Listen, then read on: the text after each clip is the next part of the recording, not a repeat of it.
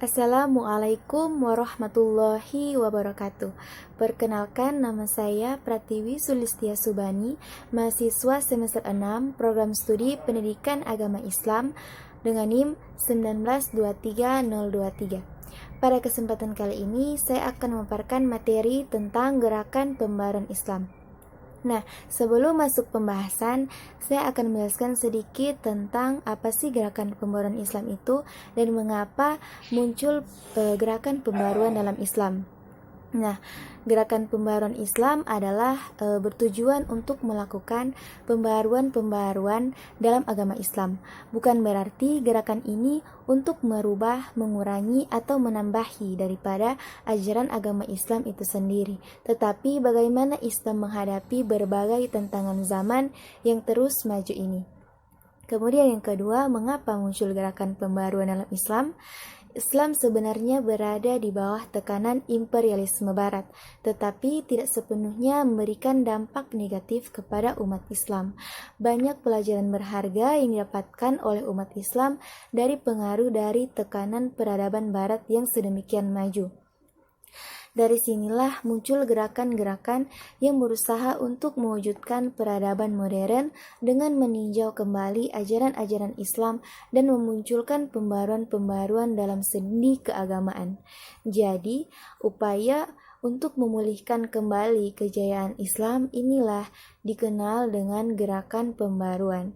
Di antara tokoh-tokohnya yaitu ada Muhammad Ali Pasha, Jamaluddin Al-Afghani, dan Muhammad Abduh. Nah, masuk pada pembahasan materi. Yang pertama, pengertian pembaru.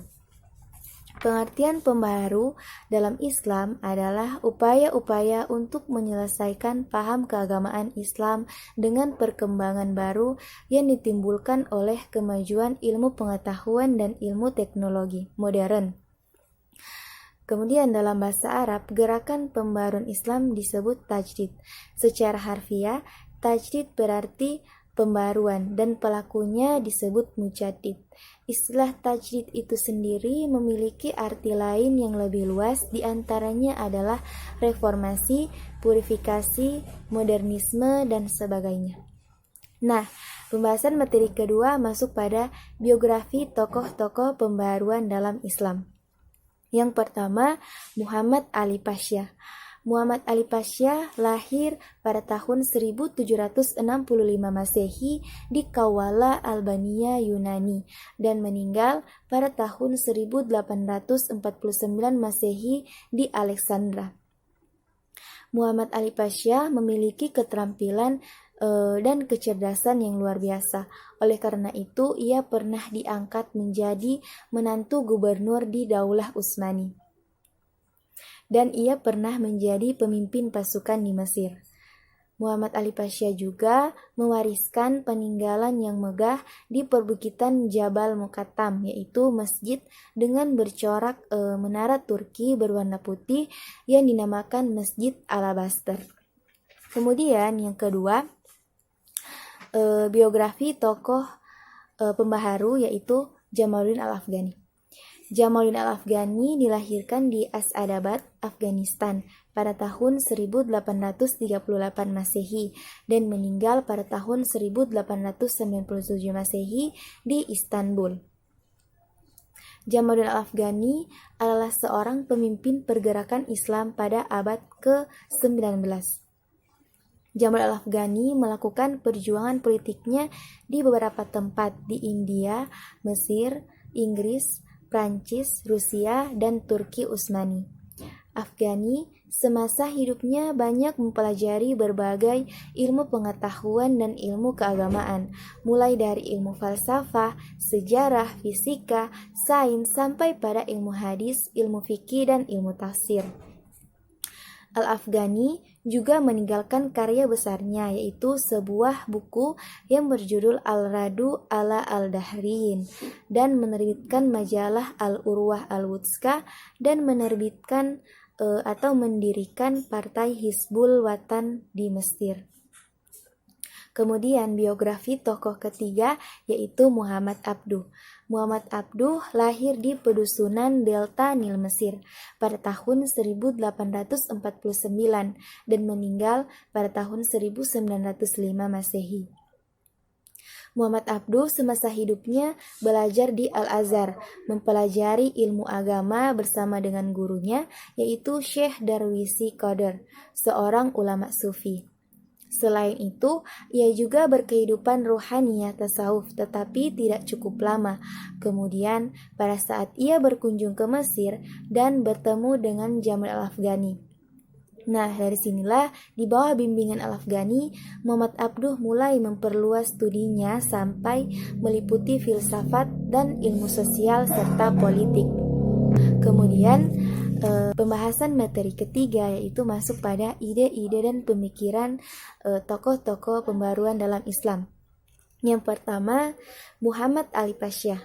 Beberapa pembaruan yang dilakukan Muhammad Ali Pasha, yang pertama dalam bidang militer. Pada tahun 1815 Masehi, pertama kalinya ia mendirikan sekolah militer yang sebagian besar instrukturnya didatangkan dari Eropa. Ia juga mengimpor persenjataan buatan Eropa seperti buatan dari Jerman atau Inggris. Muhammad Ali Pasha kemudian melatih militernya berdasarkan Nizam al-Jadid atau bisa disebut dengan perbuatan baru. Tentara Mesir diatur dengan disiplin dan juga menjadikan para petani luar daerah untuk mengikuti wajib militer. Nah, upaya itu ternyata cukup berhasil untuk menjadikan kekuatan militer di Mesir semakin berkembang. Kemudian yang kedua, bidang ekonomi dan sosial. Untuk meningkatkan perkembangan ekonomi, Muhammad Ali Pasha juga membangun sistem irigasi sehingga hasil pertanian menjadi lebih baik. Karena Mesir adalah negara yang tergantung dari pertanian, oleh karena itu sistem irigasinya ia memasukkan penanaman kapas dari India dan Sudan. Usaha Muhammad Ali Pasha yang hebat adalah menyelesaikan pembangunan sebuah terusan kuno yang menghubungkan antara Alexandra dengan Sungai Nil. Kemudian yang ketiga, dalam bidang pendidikan. Muhammad Ali Pasha membentuk beberapa lembaga pendidikan yaitu sekolah militer, sekolah pertanian, sekolah pertambangan, sekolah teknik, sekolah apoteker, dan masih banyak lagi. Nah, dia juga mengirim 311 pelajar Mesir di Italia, di Prancis, di Inggris, dan Australia. Muhammad Ali Pasha juga membuat program penerjemahan yang di dalamnya terdapat buku-buku barat, filsafat, ilmu militer, ilmu fisika, antropologi, dan sebagainya. Kemudian, ide-ide pemikiran tokoh kedua yaitu Jamaluddin Al-Afghani. Al-Afghani menuliskan risalah yang sangat terkenal, yaitu Risalah fi Arad al-Masihiyah, yaitu pembuktian kesalahan kaum materialis. Risalah ini menimbulkan gejolak besar kalangan materialis. Ia juga pernah menerbitkan jurnal Al-Urwah Al-Wuthqa yang mengecam keras Barat. Jurnal tersebut juga dikenal sebagai jurnal anti penjajahan yang diterbitkan di Paris. Al-Afghani juga menganjurkan pembentukan suatu ikatan politik yang mempersatukan seluruh umat Islam berupa gerakan pan-Islamisme. Nah, pan-Islamisme menghendaki persatuan umat Islam sebagai kekuatan bersama untuk membebaskan dirinya dari penjajahan dan membangun kekuatan bersama. Ia juga membangkitkan semangat nasionalisme di negara-negara yang pernah ia kunjungi. Kemudian, yang menurutnya harus meninggalkan perselisihan dan berjuang bersama untuk membangkitkan dunia Islam. Dan juga melawan dominasi asing yaitu imperialisme barat. Nah, kemudian yang ketiga ada ide pemikiran dari Muhammad Abduh. Menurut Muhammad Abduh, ada beberapa faktor, yaitu faktor utama kemunduran umat Islam menurutnya adalah jumud. Nah, menurutnya kemunduran umat Islam adalah bukan karena ajaran Islam itu sendiri, melainkan adalah sikap jumud di tubuh umat Islam itu sendiri. Menurut Muhammad Abduh, al-Islamu mahjubun bil muslimin. Jumud yaitu keadaan membeku atau statis, sehingga umat tidak mau menerima perubahan yang dengannya membawa bibit kepada kemunduran umat Islam saat ini, yaitu yang bisa disebut al-jumud illatan tazawul. Kemudian yang kedua, bidang masalah ijtihad.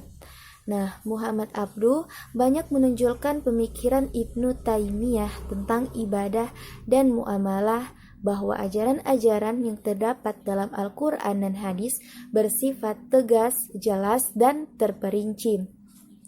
Oleh karena itu, untuk orang yang telah memenuhi syarat ijtihad, menurutnya di bidang muamalah dan hukum kemasyarakatan bisa didasarkan langsung pada Al-Quran dan hadis dan disesuaikan oleh zaman. Sedangkan ibadah tidak menghendaki perubahan menurut zaman. Kemudian yang ketiga, bidang ilmu pengetahuan atau pendidikan.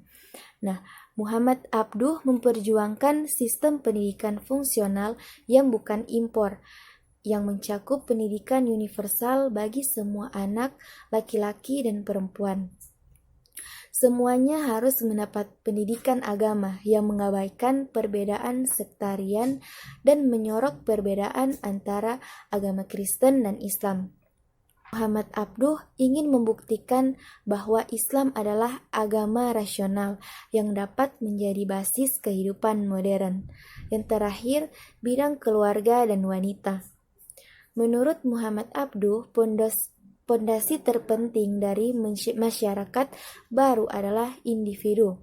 Umat terdiri dari unit-unit keluarga. Kalau unit-unit ini tidak memberikan lingkungan yang sehat dan fungsional bagi perkembangan individu di dalamnya, maka fondasi masyarakat akan runtuh. Menurutnya juga, jika wanita memang punya kualitas pemimpin dan kualitas membuat keputusan, maka keunggulan pria tak berlaku lagi. Muhammad Abduh berpendapat bahwa penyebab perpecahan atau fitnah dalam masyarakat adalah karena pria mengumbar hawa nafsunya. Nah, itulah pemaparan materi tentang gerakan pembaruan Islam. Mohon maaf jika ada kesalahan kata atau kekurangan lainnya. Wabillahi taufiq wal hidayah. Wassalamualaikum warahmatullahi wabarakatuh.